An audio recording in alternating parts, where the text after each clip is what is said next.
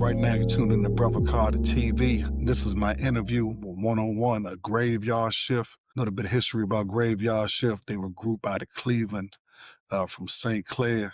They were signed to Bone Thugs and Harmony label Mo Thugs. They dropped a underground album, man, called Still Waters. This good brother right here, one-on-one, man. He was a founder of Graveyard Shift. In this interview, we chop it up.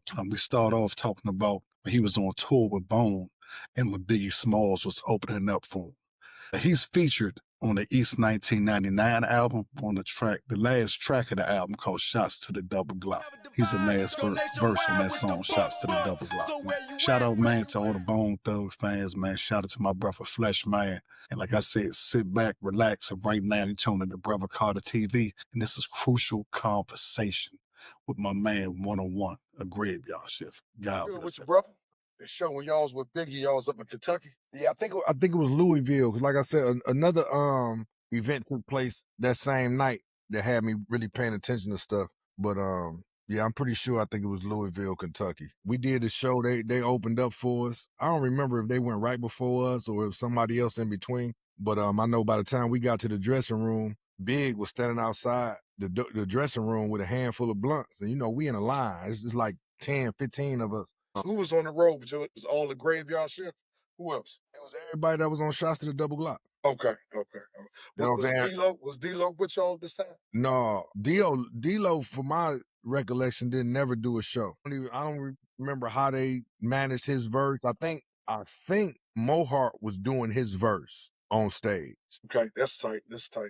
If I ain't mistaken, I could be wrong. I don't recall. Big was standing outside the dressing room with a handful of blunts, and we in line. I happened to be last in line, and he like, "What's up, thugs? Let's smoke." So when I'm the last one in line, so when everybody go in the dressing room, he got like a look on his face like, damn, you know what I'm saying? I'm like, damn, big dog, you know what I'm saying? I don't smoke, you know what I'm saying? But I drank, you know what I'm saying? I never been a weed smoker. He like, damn, what's wrong with your man's them? I'm like, nah, it's been some tempers flaring, you know what I'm saying? Niggas got some shit to get off their chest with each other, I suppose. It ain't you personally, you know what I'm saying? But I had watched him in a show we did prior to that. I think we was in Detroit or somewhere else. And I used to go watch the other acts to see how their performances measured up to ours, because we the headliners, so we supposed to be doing the livest show. So I'm looking at everybody else to see how they shows, because I never really paid attention to how other artists did their shows. You know what I'm saying? Until we was on tour, then I'm start watching to see how I want the Graveyard Shift show to be. When we do our separate shows, I want to know how to entertain the crowd, because that's not my niche. I ain't never did that. You know what I'm saying? To the extent that we in front of 20, 30, 40,000 people. You know what I'm saying? We ain't doing shows in Cleveland no more in no club. You know what I'm saying? We ain't the biggest venue we had did by ourselves as a graveyard shift was a 2,000 seater venue called the Agora. That was the biggest show we ever did. So now we in front of 20,000 people, or big ass like arenas. You know what I'm saying? You can't come. Yeah, you can't come on stage with that weak shit, because the shit we did at the Agora, our first performance, niggas had the mic to their mouth and then was like this and like that. You know what I'm saying? And the voiceover. So I thought everybody did shows and rapped over their own voice. I didn't even realize that some people actually did live shows without no voice in the background. Yeah, but when you got a group, you don't even need the ad-libs, because your group's supposed to know your ad-libs. True. You see what I'm saying? So I don't need nothing extra in the back, because I might improvise. I'm liable to go off script. You know what I'm saying? You get to feeling it on stage, you might go off script and get to dropping a verse ain't nobody heard, ain't no telling. You know what I'm saying? So that's the way I'm looking at it. So anyway, you know what I'm saying? Me and Big stand out there chopping it for a minute. He like, damn, you know, I'm like, damn, big dog, you going to the after party? Because I start going to after parties because I like to meet people in the city. You know what I'm saying? I like to go out and intermingle with the regular hood people and get to know people, because I'm still on the underground thinking level that when people meet you, they know you, they gonna listen to you. So even when nobody go to the after shows, I was going. You know what I'm saying? If security don't go, I don't give a shit. I ain't famous. You know what I'm saying? But they gonna announce me when I get there, like, oh, from the tour, or you know what I'm saying, Graveyard Shift with Bone Thugs. They gonna announce us. So you know what I'm saying? Now I'm gonna get VIP treatment because they took me. So why not go drink for free? Why not go to the strip clubs? Why not go meet the locals? You know what I'm saying? I want to be like, at that time, like me, I want to be like one of them hood dudes that can go to any city, you know what I'm saying, and get love. I want to be able to go to the neighborhood, you know what I'm saying? I want to be able to tour the projects, you know what I'm saying? You know what I mean? I'm that dude, you know what I'm saying? So Networking. Yeah, I don't want to, fellowship. yeah, if I hang with you and you in Hollywood, yeah, I'm gonna be able to network in Hollywood. But if I hang with you and you in the projects of Chicago, I want to be able to come up there. That's right. and get my respect, get my love. Niggas know me, know, you know what I'm saying? I'm a network with you. I'm a real person. So Big, like, yeah, I'm going to the after party. So I'm like, you know what I'm saying, bro, I don't smoke, but we can have some drinks and kick it. You know what I'm saying? I liked y'all's show because I had been watching it. I didn't, none of us knew who he was. So this is right after East 1999? Yeah, that's when East 99 Eternal had dropped because I was fresh out. Matter of fact, at that time when we did them shows, I was out on bond. That's right when the Easy situation took place. You know what I'm saying? I went straight on tour, straight out. I went to court, got locked up, and when I left to go on tour, I still had my court clothes on. I performed in my court clothes for the next How 4 or much? 5 shows. I'm the only dude on stage with dress pants, dress shoes, and a button down. You heard me? Yeah. But so after that, you know what I'm saying? I met up with him at the after party. I didn't have no entourage or nothing. He just sitting at the bar kicking it. I'm like, damn, what's up, big dog? You know what I'm saying? Like, what's up? So me and him get to sitting there chopping it for a while. They still sitting at the tables and stuff like that. You know what I'm saying? I don't remember if I went and introduced him or if we just had our own little private set. I don't recall how it actually took place, but I know bruh gave me about 5 phone numbers. You know what I'm saying? Like, man, you come to New York, hit me up, man. We're gonna keep networking, man. I want to get with your dudes. You know what I'm saying? Woo, woo, woo. And that's what. Matter of fact, when I got, I'm trying to remember how I lost his numbers. I know they got took in the car that was called that had got called in carjacked. I had a Rolodex back then. We didn't keep names. We didn't have no phones to keep no numbers in. I know. I remember. Right. So I used to keep a Rolodex. I'm like, You know what I'm saying? the artists opened up for you. I think that same tour as people switch up. Like you might do, we didn't when I was on tour, it wasn't specific people that just toured with us everywhere. You know what I'm saying? So we might go to Mixed it up. yeah, we might go to this show and it's MCA opened up for us. Too Short was there. A lot of different cats, you know what I'm saying? So matter of fact, I know when we got to Louisville, we had just left Detroit. And I know Big them was there in Detroit because I had watched the show. I had watched the show that night. They didn't go to Detroit. It was MCA, Too Short, and somebody else that was there in Detroit. And then we left and went to Louisville.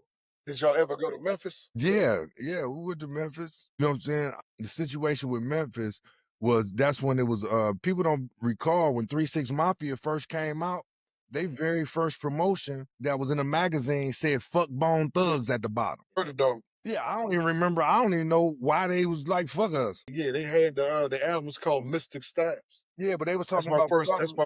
I'm saying 3-6. They had been talking about something about we took their style or something. Man, we only people we knew from Memphis was Suave House. I don't think I'd never even heard of them cats till we got to Memphis or seen that promotion in the magazine. It's no different than Crucial Conflict. When they came out, you know what I'm saying?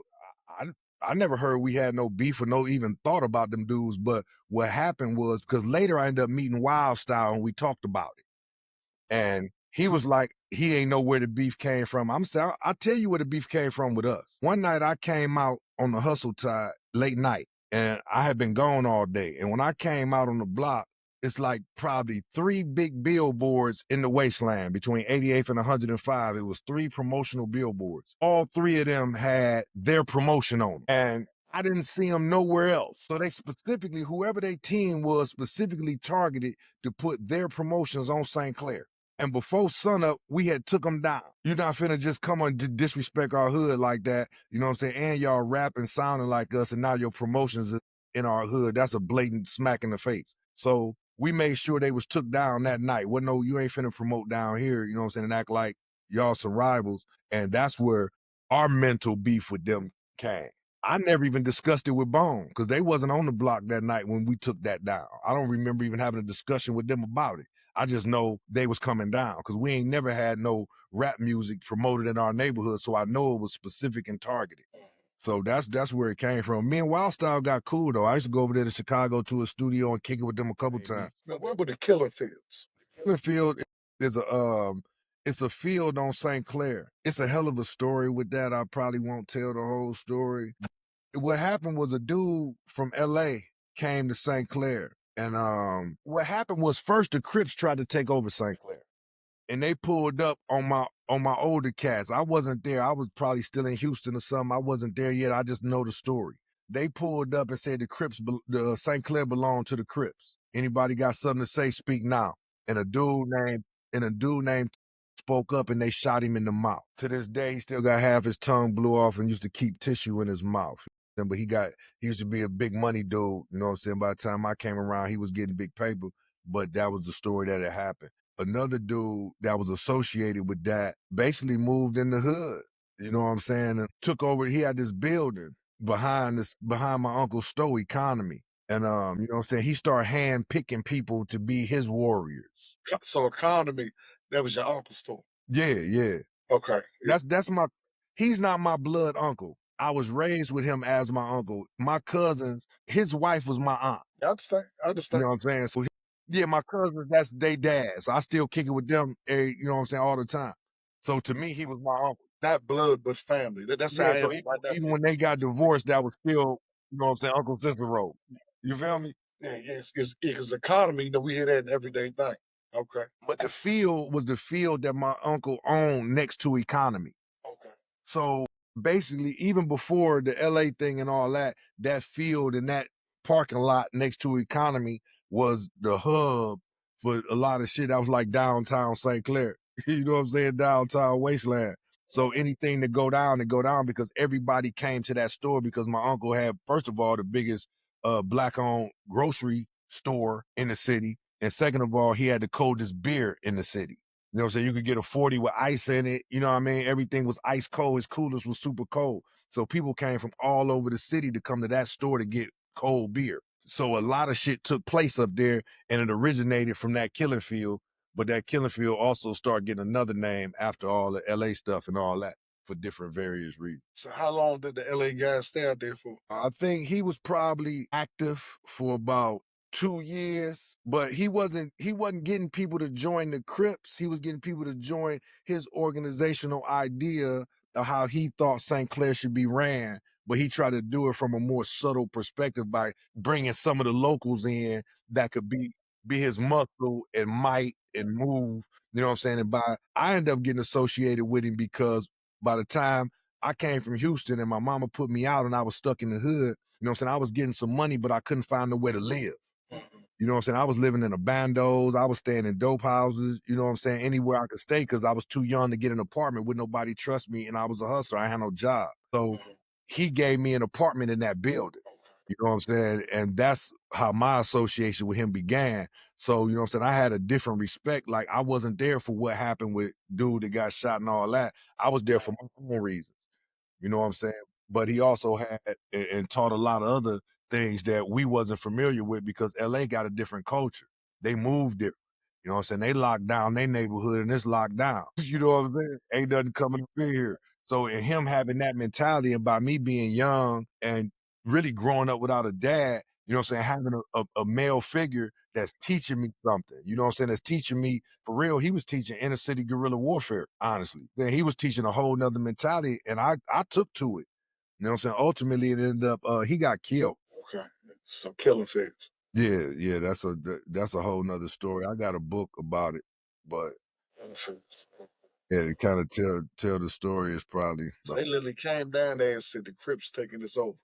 well, you know, back then in the early 90s, it was people coming from everywhere trying to take places over, and people thought Ohio was sweet. You know what I'm saying? So you look, you know what I'm saying? We had all kind of people trying to take over. We had Chicago cats trying to make people join folks and vice lords. We had LA dudes trying to make people join, you know what I'm saying, Crips and Bloods. We had Jamaicans coming in. We had all types of people coming in. But one thing about our neighborhood, nobody made it. You know what I'm saying? Nobody survived trying to come over and turn us into nothing.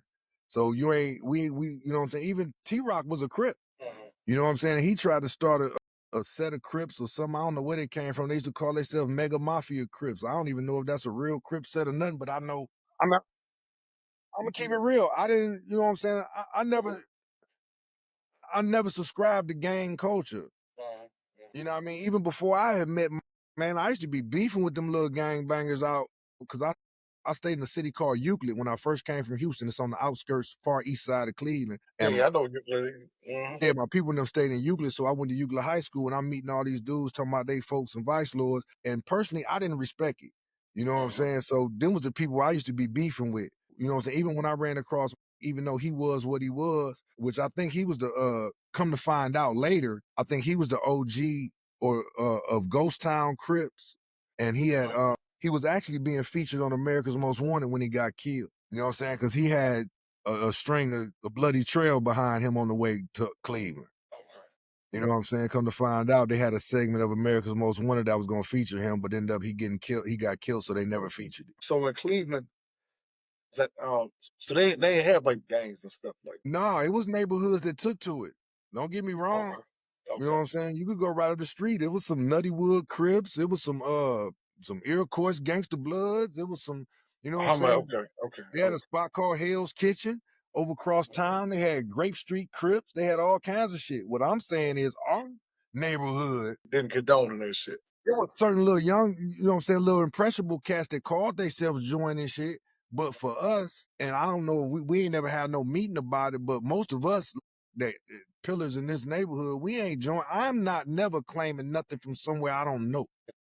What I look like being a Crip and I'm from St. Clair. You know what I'm saying? I grew up with homegrown, you know, yeah, I ain't that impressionable. I don't give a what you join or who you are. I ain't got to be a part of it to get me a name or recognition. I'm good, and I think most of my hood felt like that. So that shit really was on the outskirts. We used to tell dudes, listen, man, either you a folk or you from St. Clair. Which one? You know what I'm saying? Choose one, because when it's time to choose sides, if we fall out with them, who you with? Same way in the joint. If I run across a dude, he from our hood, and he talking about he going to a Crip meeting, man, that's who you going to meet with? You from St. Clair? You with them? Let us know, because you already know how it's gonna go down. So that's just how we was, and that's how it's always been. You still don't see that shit in our neighborhood. And don't get me wrong, this is no slight, no disrespect to nobody. That's your lifestyle. That's how you grew up. That's your hood culture. That's your city. I don't knock it. I understand. For us, it wasn't for us, bro. A lot of them outside city cats, they start going to them small towns. They start down to like Mansfield and Steubenville. Like you go to Steubenville, all them dudes 5%ers, because that's where the Wu-Tang used to go, down to Steubenville and Canton. You know what I'm saying? You listen to the RZA, he'd be like, yeah, somewhere in Canton, Ohio. You listen to Cameron, he always talking about coming to Ohio hustling. Yeah, yeah. That song crank too. Yeah, because you know what I'm saying? Cats could come to Ohio and get money, but if they didn't come with respect to certain places, it wasn't going down. You know what I'm saying? You ain't got enough manpower to come here. And plus, Cleveland, we ain't got no organized structure. So anybody will clap you. We don't, you know what I'm saying? It's like, ain't no OG got to tell us what to do. We don't like you. You done rub somebody wrong, you getting out of here. You done disrespected the wrong person. 2 or 3 guys gonna get together and say, you know what? That's in the way. You know what I'm saying? He causing a problem. They on some bullshit. You know what I'm saying? They getting out of here. That's just how it is. Hell, we don't like each other. My cousin Myron, may he rest in peace, was like my big brother growing up in Houston. But he was like my biggest fan. So he always kept my music. Even when I was in LA, he was stationed out there. I think I told the story on Beyond the Harmony. But you know what I'm saying? He was in the Navy stationed on that battleship that Steven Seagal shot the movie on. So, you know what I'm saying? When we was out there recording, I'd be going to kick it with my cousin. You know what I'm saying? He used to always play my music for everybody. Like, man, this is my cousin. You know what I'm saying? Be with Bone and woo, woo, woo. And Bushwick liked what he heard. You know what I'm saying? Because he had like my demo songs. I used to send my cousin everything. So he used to tell me like, man, when you get here, man, people want to meet you, man. People want to know you. You know what I'm saying? Woo, woo, woo. So when I got there, he pulled up the Bushwick house. Bushwick come out the house. He hanging with us every day, right? He at the house before I'm woke and shit. So that time he wasn't with rap a lot. You know what I'm saying? He was doing his own thing. That's when I think he was with Ichiban or somebody, you know what I'm saying? He dropped a CD called Small Soldier or something like that.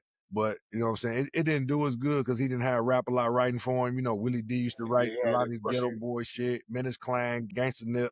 People wrote for Bushwick. He wasn't a writer. You know what I'm saying? He just had that persona, you know, that they wanted out there. So, and that was beautiful. But man, the cat, what happened was me and Bushwick started doing the songs because you asked me about them songs. And I told you how we met, how Beto One wanted to do music for me, and Bushwick used to work with Beto One, so we started recording with Beto One. You know what I'm saying? So me and him, we get to about our second or third song we working on. I didn't really realize that Bushwick didn't write. So when we got finished with the second song, I realized in my head, to get the Bushwick that I want, I gotta write it. Exactly. You know what I'm saying? So, because I want the Dr. Wolfgang von Bushwick, the Barbarian Bill Bushwick. You know what I'm saying? That's what I want on these songs. So I'm like, okay, I got to write that. So I hadn't even told him yet, but I'm like, I'm going to rewrite that. We're going to redrop them songs. So, but what happened was we was in the in the living room down in Beto, because Beto recorded at his house. And dude named Point Blank. I don't know if you hit the Point Blank. Point Blank. Yeah, you meant Point Blank. Yeah. Point Blank with Gangsta Nip and South Park Coalition. We love him in Cleveland, but I never met him even growing up in Houston. You know what I'm saying? I never met him, but I got so much love and respect for everybody in the South Park Coalition, regardless if I know him, meet him, or whatever it is. So he come down the steps and I recognize him immediately. He putting his shoes on, he go out the door, or what I thought he went out the door. Beto come downstairs and I say, hey man, wasn't that Point Blank? Because I'm working on my album. He like, yeah. I say, bro, if you get a chance, can you talk to him and ask him what I need to get him featured on a song? You know what I'm saying? Beto like, I got you. No problem. He go upstairs. When he go either upstairs, around the corner, wherever he went, Bushwick got to talking shit. And he like, you don't want to fuck with that guy. He only gets you around the corner. Those guys are, and he start bad mouthing Point Blank in the South Park Coalition. I stopped him. I say, hey, let me explain something to you, my nigga. Everybody in my hood and my side of Cleveland, we love them cats. South Park Coalition, that's who we rock with. I guarantee you that a song that I do with him is probably gonna do better than the songs I'm doing with you in my neighborhood. But I want y'all both on the shit. If I drop a song and put him on a song me and you done, if you don't want to be on that song, respectfully, I would take you off. Exactly. You know what I'm saying? But I got love for both of y'all, and I say, I'm like, man, I got love for the South Park Coalition. I started naming cats I knew, you know what I'm saying? But I'm like, a lot of them I don't know. I'm just keeping it real. And Bush was like, oh, those guys will just get you around the corner, and he was talking crazy. Later that night, after we left Beto house, I go home. I get a phone call. Like, what's up? Like, what's up? This Point Blank. I'm like, what's up? I said, Beto told you I wanted to holler at you? He like, nah, I heard that you told the little, you know what I'm saying, that was talking shit. And he like, I want you to know for real, bro, I respect and got love for everything you said about us and spoke up for us. And I talked to some of the people who you said you know, they say you a solid cat. I want to meet you. I want to rock with you. You know what I'm saying? I'm like, all right. You know what I'm saying? He like me and the Reckless Clan, because he had a group called Reckless Clan. PSK 13, Ice Lord. And I remember PSK 13, I remember them. Yeah, Point Blank. So he like, I'm riding with the Reckless Clan now, man. Where you at? We're gonna pull down on you. I'm like, shit, I'm out in Missouri City. Come on through. I give him the address. So they come through the house kicking it.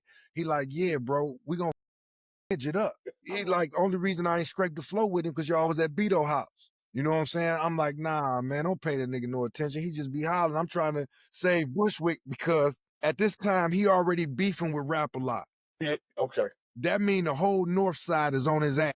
Now you done pissed off the south side. And they on your ass. So I'm trying to save him. You know what I'm saying? I'm like, man, he like, nah, bro. Respect for you. That nigga shouldn't have said that to people that wanted to do business with us. He shouldn't have spoke that shit. True. We him up. And I felt it. Bushwick being my friend, but I'm networking with people. I ain't gonna get involved in it. I said what I said, and it got me my respect. He said what he said, it got him fucked up. Now, later down the line, this is a couple months later, I'm out for my birthday. My birthday 4 days before Christmas. You know what I'm saying? This is the 21st.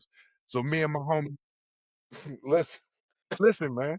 I got love for Bushwick, but I you know what I'm saying? He do grimy too, bro. Because I'm gonna tell you what he did to us grimy and what really separated our friendship. This wasn't it. I'm out for my birthday. I'm with my dude. I think Bam was with me. He had a underground CD called Rough Bible. You know what I'm saying? He was from the South Park Coalition, and you know what I'm saying, associated with that. So we out for my birthday. We parking lot pimping. You know what I'm saying? We out smoking water sticks and just in the parking lot at a comedy club. See, smoking sticks. Yeah, we smoking sticks. Yeah, that's what I do. You know what I'm saying? We out there smoking green joints and shit, just chilling in the parking lot. We ain't even went in the spot. It's like a comedy club or something. We ain't even went in. We just out there kicking it. And all of a sudden, it's a ruckus at the front door. It's niggas in here squabbling. Boom, the door busts open. Somebody running, and it's about 10 behind him. I don't know who it is. When he run past us, Bam was like, man, that's too low. You remember Too Low? Yeah, I remember Too Low. The funky little nigga roll. Yeah, I remember Too Low. I guess Too Low fell out with Rap a Lot too, because they on his. Too Low was signed to Face, right? Yes, the funky little nigga roll from Bring It On. Yeah, Bring It Up. This him they jumping on, right? He jetting up the parking lot. I'm like, oh shit, that is Too Low, ain't it? I ain't never seen him since he was a kid. So all of a sudden, somebody else busts through the door. Boom, I recognize him immediately because he only 4 feet tall. It's Bushwick. They on his head. How they jumping Too Low and Bushwick, yeah? Man, listen, this who they looking for. They don't care who they touch. You know what I'm saying? So So he running up the parking lot, right? But I know Bushwick. So he running, right? Rest in peace, Bushwick. I step up because I know Bushwick. This is my friend. I don't know who jumping on him, but at this point, me and him friends. You know what I'm saying? So I'm like, Wick, what's up, man? You good? He like, all right, don't get involved, one out. Listen, And if I I'm lying, I'm flying, right? But I see it's dudes with Fifth Ward hats on. You know what I'm saying? So I noticed the North Side cats on his ass. You know what I'm saying? And he go jetting up the parking lot somewhere too low went, and that was the end of that night. Later, what happened was this how we fell out. I told you about Red Eye Records, the independent label that I moved to Houston to try to get them on. so Bushwick was never scared. Bushwick wasn't going for nothing. I'm like, Man, the nigga was humorous as so. And he was good bitting though. You get high and drunk with Bushwick, bro. He a good bit. so Bushwick would start the fight every time. Bushwick with people. Like he'll say anything out his mouth, bro. He don't give a What happened was Bushwick stole some of the freestyle tapes and dropped them over the balcony of the apartment into the bushes because he needed some material. And when he left the apartment, we seen him outside getting the tapes out the bushes. We didn't even know he had took them and dropped them. Somebody just looked out and seen Bushwick was like, what the f is he doing? And find out he had dropped them tapes and was taking the freestyles. You know what I'm saying? And that's what niggas really got offended and didn't really want him around and didn't trust him because that was, if you needed some verses, we'd have gave them to you. You know what I'm saying? We fucked broke him. that shit. Even though Tone put him on his head, he still was our people. He was over my house every day, every night. You know what I'm saying? When he was getting jumped on, I would have fought with Bushwick. You know what I'm saying? Because I thought we was that cool. If you come to my house like that, you know what I'm saying? I feel obligated. I'm not, you know what I'm saying, gonna leave you stranded where I see you down, I see something happening to you. I'm not gonna turn my back on that. You know what I'm saying? So when he did that, it was kind of like a betrayal that reminds you of all the other betrayals in the industry, and that kind of drew a wedge between us. You know what I'm saying? Even though I still seen him and hollered at him on different occasions when they came to Cleveland, Ghetto Boys was there because Willie D had said something on stage in Cleveland, and I felt a need to go and clarify the air with him. So I had Bushwick take me backstage so I could tell Willie D about what he said. You know what I'm saying? And not checking him with no shit like that because I got the utmost respect for Willie D. But I had to clarify something he said because he stopped the concert in Cleveland and was like checking Cleveland about why we treat Bone like we treat him. You know what I'm saying? Like, damn, I tour with these guys all across the country and they get love everywhere, but then they come home and y'all don't give them the same love that they get all around the world. You know what I'm saying? And he like, Cleveland, check yourself. So because he felt the need to check Cleveland, I felt the need to go pull his coat on why they get this treatment. You see what I'm saying? Because it's people come to Cleveland and get love like a mother, or you don't. Them the bottom lines, and everybody know that. You know what I'm saying? If you come here, you got respect and you a real we love you in Cleveland. But if you come here with some bull and we stop respecting you, ain't nothing you can tell this city, and ain't no OG gonna stop. Ain't nobody to check in or tap in with that can save your ass. And everybody know it. So, you know what I'm saying? Bushwick took me back there and I had to tell Willie, like, dig, man, this the politics of the shit. And I'm from the graveyard shift, so I'm gonna pull your coat. You know what I'm saying? To where you don't feel like you come to our city and you checking us about some shit we checking. You know what I mean? You can't come check us about some shit we checking in our city. You know what I'm saying? So I'm gonna tell you exactly why that happened so you can go home and rest and sleep well, knowing that, you know what I'm saying, we don't need you to come and tell and chastise us about some shit we check. So what happened there at their show? What you mean? They was opening for Bone, or Bone was opening for them? No, they just had their own show. Bone wasn't even at the show. That's what I'm saying. Their show had nothing to do with Bone. He just stopped the show and checked Cleveland because he like, Cleveland, check yourself. Like we kids. But whatever it was, you don't come to nobody's city and check. That's like me coming to Houston checking y'all about jumping on Bushwick. Yeah, true. Houston, check yourself. I come to Houston and y'all jumping on Bushwick. Come on, man. We love him. That ain't got to do with me. Yeah, that's not your politics. That's not your politics, but you know what I'm saying? I'm not going in there to check, bro. I'm going in there to tell, bro, this what it is. So you don't, you know what I'm saying? Yeah, don't do that. You know what I'm saying? Don't come in this bitch like you know father figure because you getting respect. Don't f that up down here. Because you can come check Cleveland and Cleveland don't like you no more, man. You know what I'm saying? You come in here and telling us some shit that we feel in our heart is real and right. You won't be welcome. So you don't want to do that. And we love you up here, so don't do that. And we had the conversation. He felt it. You know what I'm saying? It was all amicable. It was respectful. You know what I'm saying? But I'm telling you how I felt. I had to get back there to have that conversation because ain't nobody else gonna get back there and have it and tell it like it's supposed to be told. And I'm from the graveyard shift with Mo Thug at the time. I'm gonna tell you the facts. So what did you say during the tour? What cities did you like the most? I like every city for different reasons, be honest with you. It ain't no city in America I don't like. It ain't nowhere that I'll be like, oh man, I don't want to go up there for them niggas. I ain't that dude because it's real people everywhere, it's fake people everywhere. If you run into some bullshit in the city, that ain't representative of the city. It's representative of who you ran into. Exactly. You feel me? You can go to any city and run into some. You know what I'm saying? The fact about us was when we went to cities, the people that was doing our security or that was around, they was 9 times out of 10 real solid cats. So they took you around real solid cats. You know, Was you around BG Knockout in Dresden? I don't think I ever met them personally. If I Yeah, did, any other ruthless artists that you did meet? the one ruthless artist is that I really wanted to meet and never got a chance to, and that was like on my bucket list is Above the Law. Cause I love Above the Law. You know what I mean? I would have liked to meet MC Ren, but for real, we were so in our own space when we was in LA. It wasn't a lot of people that we networked with and got to meet, especially with Ruthless. We was hardly ever at Ruthless office. We wasn't recording with none of them. They never made a song with no other Ruthless artists that I know of. You know what I'm saying? What studio they had y'all at? Yeah, we was at Tracks on Sunset. And the only guy that I know we met that was a Ruthless artist was Cocaine. I, even like Black Hole. I don't know if they ever had an album, but they was around us all the time. You know what I'm saying? And Cocaine, because Cocaine actually had like a little LA talk show, and he came out and interviewed us at the pool in the backyard at our house. That's how I met him. And I had never even heard his music that I knew of until when he was out there, and I played the tape, and he had that "No Pain, No Gain." And I knew I heard it, but I never knew that was him. So where was y'all staying at? Where was the house at? The house was in Chatsworth, out on off Kiowa Boulevard. It was fucking It was a mansion. Yeah, it was a mansion, and we used to have Flesh and Bone that sat on the fence with a BB gun or some shit and shot the neighbors' horses. And come to find out, the neighbors was the Gottis or some shit. It was one of them motherfuckers. It was a mob family, and them horses was very expensive. How many of y'all was in the house? Shit, about 20. You got to think, and to be honest with people, don't understand that when you come from poverty, you got people that's very close to you that's living in poverty and need immediate housing. You know what I'm saying? So when you get an opportunity to live in a mansion, but your people in Cleveland living in a trap house or some shit that's abandoned, what you gonna do as a real dude? That's your mama, that's your sisters, that's your, you know what I'm saying? You going to get them, bro. I don't give a if you got to sleep on the floor in this big.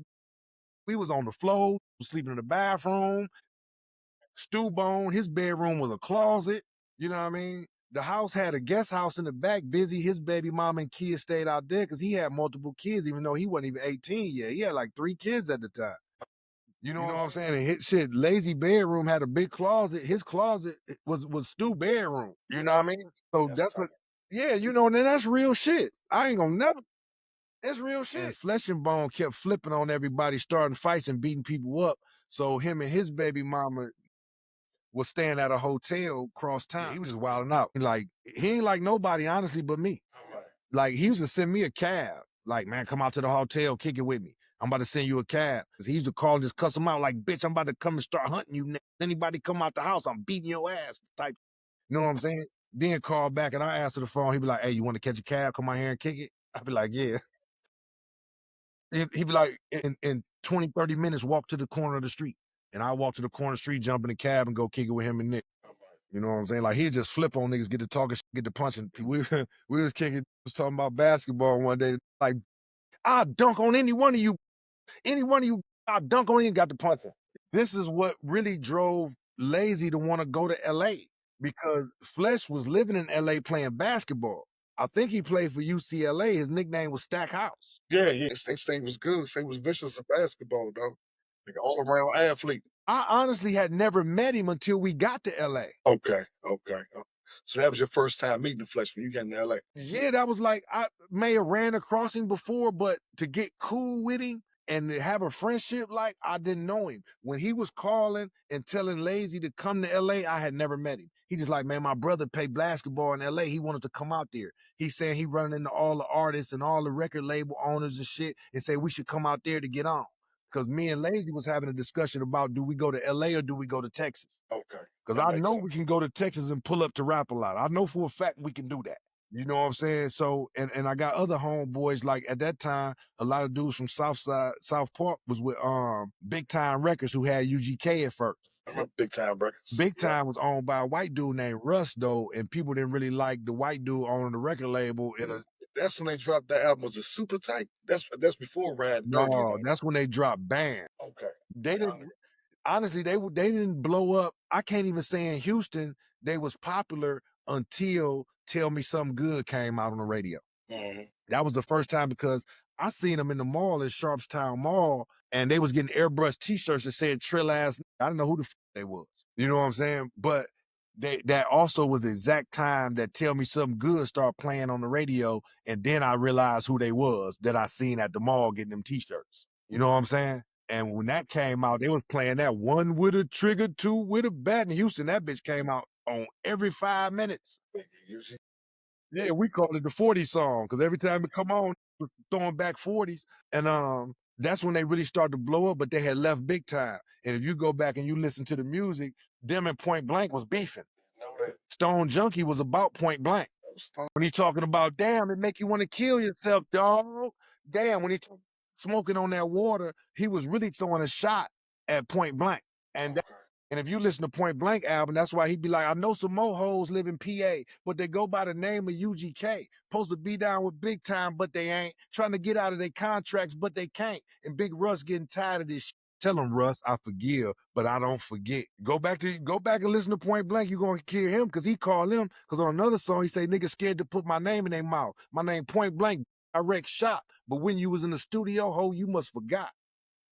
You know what I'm saying? He was at their ass, but they wasn't naming him. But they had songs that they was trying to allude to him. You're taking jabs out. Yeah, they was taking jabs, and he punched right back. I'm calling your name. Because like I said, after that with Bushwick, me and Blank got cool. We was kicking it every day. You know what I'm saying? We on missions. We on all types of Okay. Yeah, that's when we really, you know what I'm saying, met and got cool. Like immediately we was cool. So even when we came from LA, me and Stack was kicking it every day. Like, you know what I'm saying? We just had a vibe like that was my man's. You know what I'm saying? And, you know what I'm saying? We kicking it, we going eating together, kicking it and everything. Later, me and the rest of the Bone members had fell out, but him, and me and Crazy didn't fall out. So you stacking Crazy? Yeah, but me, Stack, and Crazy was cool. Me and Lazy was friends. So I was cool with them three, and me and Busy had a I know you, I respect you, I don't, you know what I'm saying? But we wasn't friends. You know what I'm saying? Me, Lazy, me, Crazy, and me, Flesh was friends. You know what I'm saying? I could go to their houses, you know what I'm saying? We kicked it, we kicked it. The rest we didn't. You know what I'm saying? So I can understand Busy and Wish don't give a fuck anywhere it go when we falling out. Like, I'm just rolling with Bone. You know what I'm saying? I don't give a fuck about it. So I don't take it personal that whatever they thing was. But at the same time, they was best friends and cool. It was right around the corner down the street from Thin C House. You know what I'm saying? So when I go to Thin C and making music, I'm riding past their house on the way back down to the hood. You know what I'm saying? But Thin C was also recording with Flesh and Bones group Aftermath. He should have had Graveyard Shift on that album. This is my point. This is where me and them drew a wedge because I felt like, and I had clues that they was hating on me because Thin C was with me. And I'm coming in there. They've been recording with him for 6 months. They ain't got an album. I've been recording with him for 6 weeks. I'm on song number 20. Receiving all your music and everything. Everybody was rocking with that shit. Neighborhood always with me. I ain't gonna lie. Whether I'm winning or losing, you know what I'm saying? Like, I've been always like cool in my hood. I always felt comfortable. I could go to the killing field and pull a pillow out and go to sleep. You feel me? So the only song that you and Flesh ever recorded on was that what? Shouts to the Double Glock. That's it. Busy wasn't on Shots to the Double Glock. No, he showed the fuck button. I think somebody else brought that to my attention. I had to think back like, damn, I don't recall why he wasn't. I don't know if he wasn't at the studio that night because some nights he didn't come. Like he, you know, so he had his woman and kids at the house. So I think from my recollection of that night, when we drew numbers out of hat to be on that song, he wasn't there to draw a number because no number was missing. Everybody that was there was accounted for and took a number. So that's how y'all determine the order? Yeah, because it was supposed to have been called something like 10 in the clip, 1 in the chamber or some shit. And then they changed it from shots to the double Glock. You know what I'm saying? Because it was like 10 or 11 people on the song with 3, 6, 7, 8, 9, 10, yeah, 10, 11, something like that. Whatever the number was, I got the last number. So that's how that worked. Yeah, man. You know, Flesh used to flip on a lot of shit. That's why you find he don't have no verse on a lot of songs on 1990. Why is that? First of all, to my understanding, Flesh was never up under a contract with Ruthless. So it was up to them to break bread with him. I can't tell you why he didn't sign. I don't know, but that's why it was so easy for him to go to Def Jam. Exactly. Def Jam get a hell of a deal. Because we had even talked about him being in the Graveyard Shift. He should have been. Fletcher Bone, he just had that unique style. It's 1999. Every song he was on, he wasn't on that many, but every song he was on. My favorite, because to me, he the realest. Yeah, he just brought something else. I'm saying just as a person, you know what I'm saying? He was the realest. It's hard to really compare him and Crazy because I think they was real on a different level. But to me, you know what I'm saying? Flesh had characteristic personality that I could better identify with, even though I got love for Crazy still to this day, regardless, because he been there for me at times when nobody else was, showed up for me, kept in touch, you know what I'm saying, had the nerve to reach back to me after all the shit. So, you know what I'm saying, regardless, I never see him again or talk to him again. I got love for that brother. You know what I'm saying? And Flesh too, the friendship that we had prior to that means more than the fallout to me.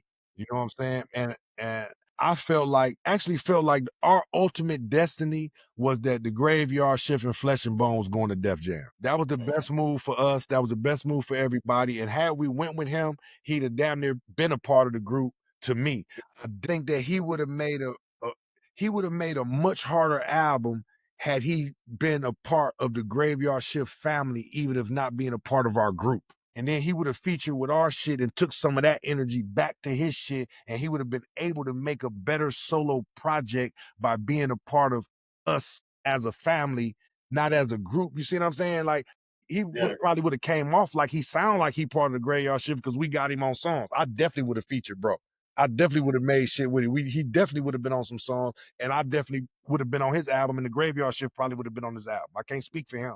But I feel like with our friendship, I would have definitely been on his album, and our influence would have made him a better artist for Def Jam.